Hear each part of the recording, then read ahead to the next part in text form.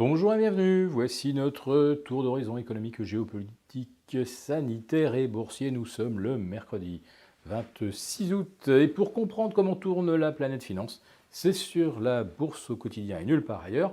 Et l'épisode du jour s'intitulera « La nouvelle lubie, c'est le YCC ».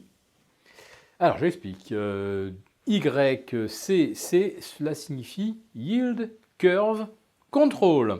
Et les marchés tablent maintenant sur une annonce concernant la mise en place d'une stratégie de contrôle de la courbe de taux par la Fed demain, jeudi, à l'occasion du symposium de Jackson Hole.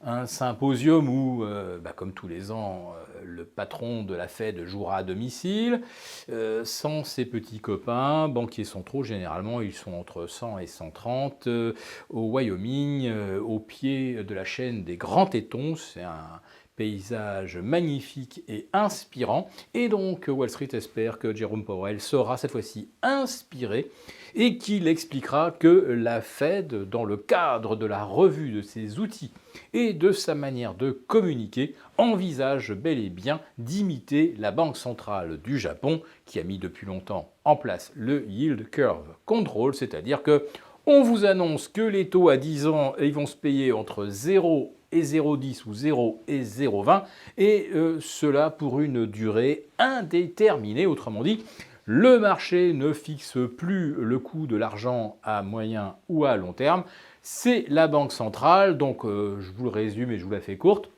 En fait, on peut carrément fermer le marché obligataire et il ne se passe plus rien. La Fed de son côté rachète les émissions du Trésor, ensuite on ventile ça dans les fonds de retraite, etc. Mais il n'y a plus personne pour comprendre ou essayer de deviner quel sera le coût de l'argent ou quelle est la location la plus pertinente. Il n'y en a plus besoin puisqu'il n'y a plus de marché. Voilà, courbe figée, gravée dans le marbre, on n'en parle plus. Voilà. Alors, si jamais la Fed confirmait cette attente du marché, ça serait quand même à nouveau excellent pour les indices boursiers qui battent des records jour après jour. Le 37e hier pour le Nasdaq, in extremis, mais bon, avec un bon petit coup d'algo, à 21h58, on a franchi le cap des 11 460. Le S&P également, nouveau record absolu. Et on ne voit pas comment la mécanique pourrait s'arrêter si l'on est parti sur une hypothèse de taux zéro, fixé définitivement à zéro. Si les taux sont à zéro, le prix des actions peut aller à l'infini. Alors l'infini et au-delà, puisque Tesla se paye maintenant 1060 fois ses bénéfices fictifs. Et puis hier, il y avait aussi un nouvel aiguillon haussier. Les Américains et les Chinois ont repris leurs négociations sur l'accord commercial de phase 1. En fait, non, ils se sont reparlés pour dire que finalement, oui, on fera bien ce qu'on avait prévu. Et hop, ça nous met le S&P 1% plus haut. Alors je vais vous la faire courte, cette affaire des négociations sino-américaines. Elles ont commencé, si ma mémoire est bonne, c'était en avril 2018. Et déjà à l'époque, les Chinois devaient s'engager à acheter plus de produits américains et à mieux respecter le droit de propriété et les brevets américains.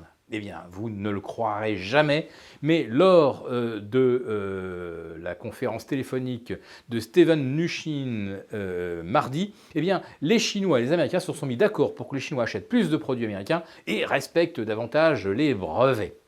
Alors, ce qui est extraordinaire, si vous voulez, avec cette affaire des accords commerciaux sino-américains, c'est que vous pouvez nous le sortir 40 fois, le marché va monter. C'est un petit peu comme si vous dites Steven Mnuchin va sortir acheter une baguette de pain. Oh, super idée! Ah, Steven Mnuchin descend les escaliers. Waouh, plus 1%. Steven Mnuchin vient d'arriver sur le trottoir. Non!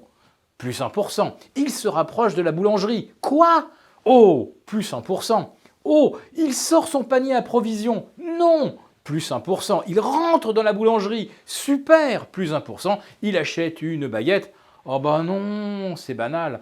Voilà, donc tant que les Chinois et les Américains n'ont pas véritablement mis en route l'accord de phase 1, chaque fois qu'on annonce que ça va se faire, les marchés en profitent pour grimper davantage. Un marché complètement débile. Voilà, mais c'est comme ça que ça plaît au marché, et ça plaît d'autant plus au marché quand il n'y a plus de marché, puisque c'est exactement ce que le YCC instituerait, c'est-à-dire qu'il n'y aurait plus de marché obligataire, donc on serait même au-delà de « il n'y a pas d'alternative », il n'y a carrément plus rien à faire. Voilà, si cette vidéo vous a plu, n'hésitez pas à nous mettre un pouce, et on vous retrouve jeudi 3 septembre pour le premier live pour nos abonnés BCO et abonnés Premium, et demain pour une nouvelle vidéo quotidienne.